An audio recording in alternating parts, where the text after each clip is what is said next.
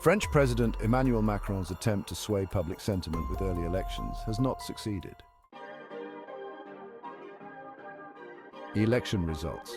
Projections indicate that the RN, along with its allies, secured 33 to 34.2% of the vote. In comparison, Macron's centrist party came in third with 20.7 to 22%, trailing the left-wing alliance, Nouveau Front Populaire, which garnered 28.1 to 29.1%. Voter turnout was reported to be between 65.8 and 67%. RN's position. While Le Pen's RN is projected to become the strongest force in the National Assembly with 230 to 280 seats, it might fall short of the absolute majority of 289 seats. The left-wing alliance could secure between 125 to 200 seats, whereas Macron's party is expected to drop to 60 to 100 seats. The precise distribution of seats will depend on the outcomes of the runoff elections on July 7th. Runoff elections.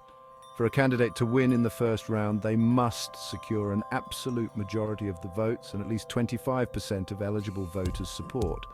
With low voter turnout, candidates with more than 50% in the first round may still face a second round.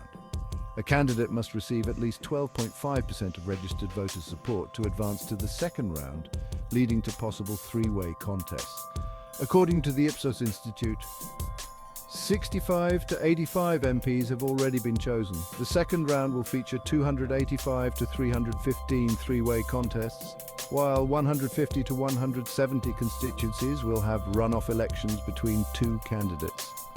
RN is expected to compete in 390 to 430 constituencies in the second round, the Left-Green Alliance in 370 to 410, and the government camp in 290 to 330. Alliances and withdrawals.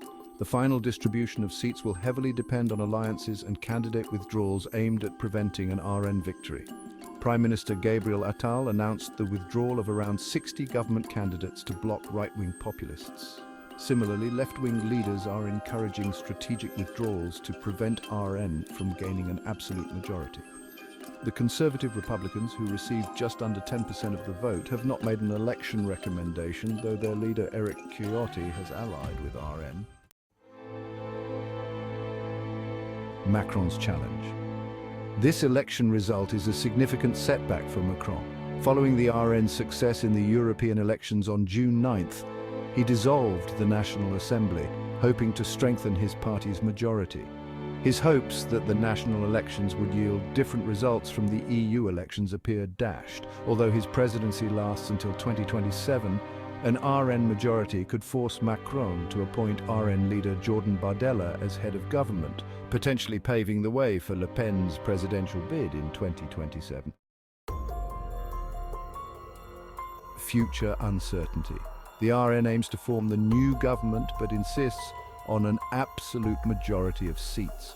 Without such a majority, France faces tough coalition negotiations. A lack of a clear majority could lead to political stagnation, with the current government possibly continuing in a transitional capacity or an expert government being appointed, limiting the scope for new initiatives.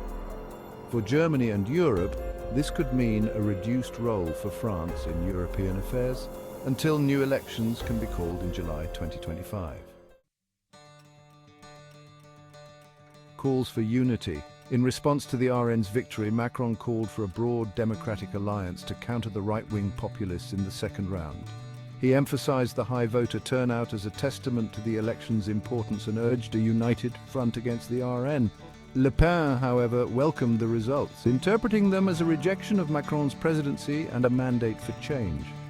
The National Assembly, one of France's two parliamentary chambers, plays a crucial role in legislation and government oversight, with the power to overthrow the government through a vote of no confidence.